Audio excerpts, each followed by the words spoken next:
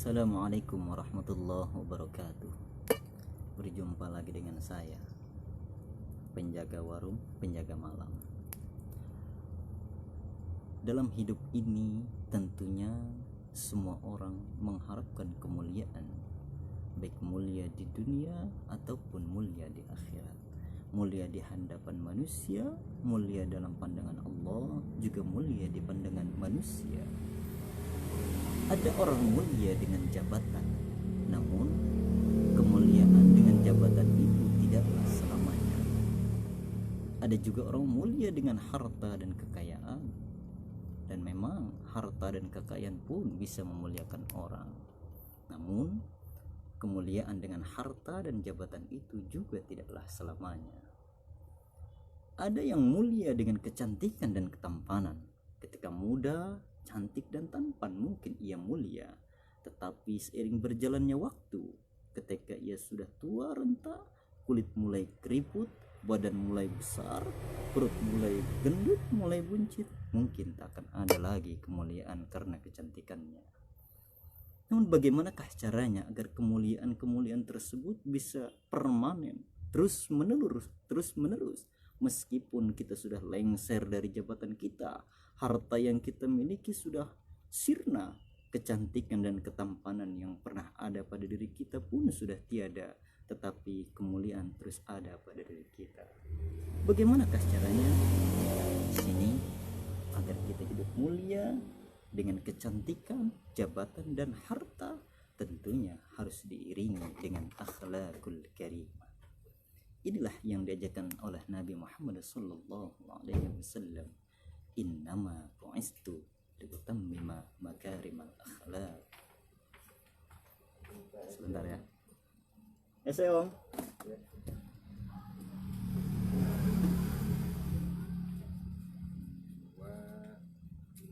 Ya. Cukup. Oke, terima kasih. Oke. Baik, kita lanjutkan. Orang kaya yang mulia adalah orang kaya yang berakhlak. Para pejabat yang mulia adalah pejabat yang berakhlak. Orang cantik dan tampan yang mulia adalah orang cantik dan tampan yang berakhlak. Lalu bagaimanakah caranya agar kita terus mulia dengan akhlakul karimah? Di sini ulama memberikan solusi. Ada 3 hal yang membuat seseorang mulia, baik di pandangan Allah, di pandangan Rasulullah, dan di pandangan manusia dengan akhlakul karimah. Yang pertama, tanamkan iman sebagai pondasi. Keimanan ini harus kita jaga, harus kita bawa dimanapun kita berada, baik ketika sendiri ataupun sedang beramai-ramai, baik di dalam rumah ataupun di luar rumah, baik siang ataupun malam. Keimanan harus selalu kita jaga, karena dengan keimanan inilah kita akan senantiasa menjaga akhlakul karimah. Ketika kita ingin berbuat dosa, maksiat, kesalahan, maka dengan keimanan kita bisa menjaga dosa-dosa tersebut. Kita bisa menghalau, kita bisa menghindari dosa dan maksiat yang kita lakukan. Iman sebagai pondasi. Yang kedua, agar kita mulia dengan akhlakul karimah, yaitu tanamkan ibadah, jalankan ibadah sebagai realisasi. Jadi realisasi pembuktian daripada keimanan yang telah kita miliki adalah dengan cara melakukan ibadah kepada Allah Subhanahu wa ta'ala, baik yang bersifat mahdhah ataupun ghair mahdhah. Ibadah dari hal-hal yang diwajibkan oleh Allah, salat, puasa, zakat, ataupun yang disunnahkan, yang diperintahkan oleh Rasulullah sallallahu alaihi wasallam. Ketika kita tidak mampu untuk melakukan ibadah berupa moral, berupa material, setidaknya kita bisa melakukan ibadah yang sangat minim, yang sangat kecil, yang mungkin itu dianggap sepele, namun bernilai ibadah. Jadi yang pertama, tanamkan iman sebagai pondasi. Yang kedua, ibadah sebagai realisasi pembuktian daripada keimanan kita. Dan yang ketiga, agar seseorang bisa mulia di pandangan Allah, pandangan Rasulullah, dan di pandangan manusia. Yang ketiga, yaitu dengan ilmu sebagai koreksi. Ilmu sebagai koreksi artinya dari keimanan yang kita miliki, jangan sampai keimanan kita salah, jangan sampai keimanan kita luntur karena tidak adanya ilmu. Setelah beriman, laksanakan ibadah, ibadah kepada Allah, ibadah kepada Rasulullah, ibadah kepada Allah. Di sini meskipun ibadah kepada Rasulullah, hakikat ibadah kepada Allah, supaya ibadah yang kita lakukan tidaklah semata-mata kita mengeluarkan tenaga tetapi tidak bernilai ibadah. Bagaimana caranya agar ibadah kita bernilai pahala? Tentunya harus diiringi dengan ilmu. Ketika kita ibadah, contohnya ibadah sholat, tetapi kita tidak mengetahui syarat, rukun, serta hal-hal yang membatalkan sholat, maka tentunya sholat itu tidak akan sah. Melaksanakan ibadah juga tentunya harus diiringi dengan niat. Innamal a'malu binniyat. Karena apa? Ketika kita melaksanakan ibadah tanpa diiringi ilmu, kita melaksanakan sholat tanpa diiringi dengan ilmu, sholat kita tidak akan sah. Kita melakukan ibadah tetapi niatnya tidak diniatkan semata-mata untuk mengharap ridho dan menjalankan kewajiban yang diperintahkan oleh Allah, tentunya ibadah kita pun kemungkinan besar tidak akan diterima. Tetapi dalam hadis Nabi Muhammad SAW dikatakan, kam min amalin yatasawwaru bi'a'malid dunya yasiru bi'a'malil akhirah bihusni niyatihi.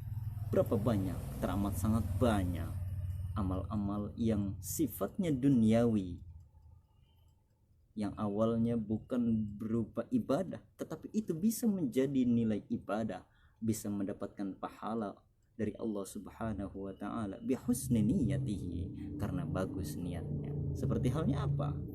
Amal-amal yang mubah. Makan mubah.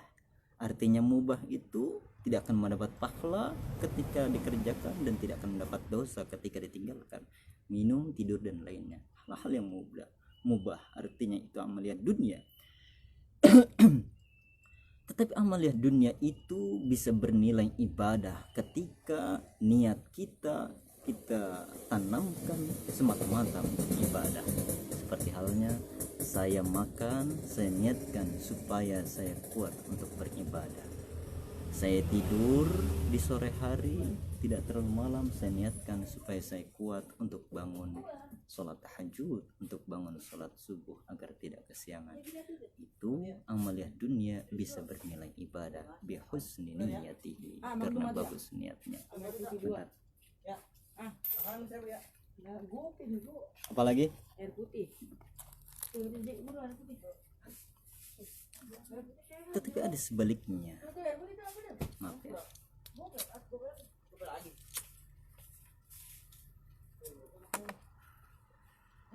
Tetapi sebaliknya, wa kam min amalin yatasawwaru bi a'malil akhirah yasiru bi a'malid dunya bisu'i niyyati.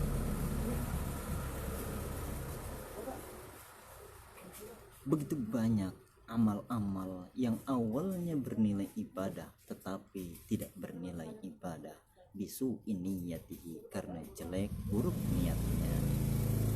Contohnya, ketika kita melaksanakan ibadah sholat, tetapi sholat yang kita laksanakan, ibadah yang kita laksanakan semata-mata karena ria, ingin dipuji oleh orang lain, ingin dibilang soleh, ingin dibilang anak yang baik, maka tentunya ibadah yang kita lakukan itu tidak akan bernilai ibadah. Atau yang lainnya, kita berniat untuk bersedekah, datang ke masjid memberikan sedekah jariyah, tolong diumumkan saya memberikan sedekah sebesar sekian.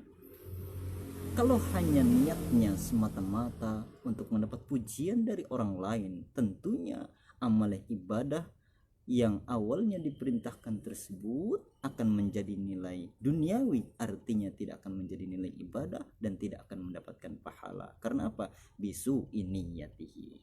Makanya agar hidup kita mulia selamanya di pandangan Allah, di pandangan Rasulullah, dan di pandangan manusia dengan akhlakul karimah tadi, yang pertama tanamkan iman sebagai pondasi, yang kedua ibadah sebagai realisasi daripada keimanan, dan yang ketiga pelajari ilmu sebagai koreksi agar ibadah yang kita panjatkan kepada Allah sesuai dengan ketentuan salat, sesuai dengan syarat dan rukunnya.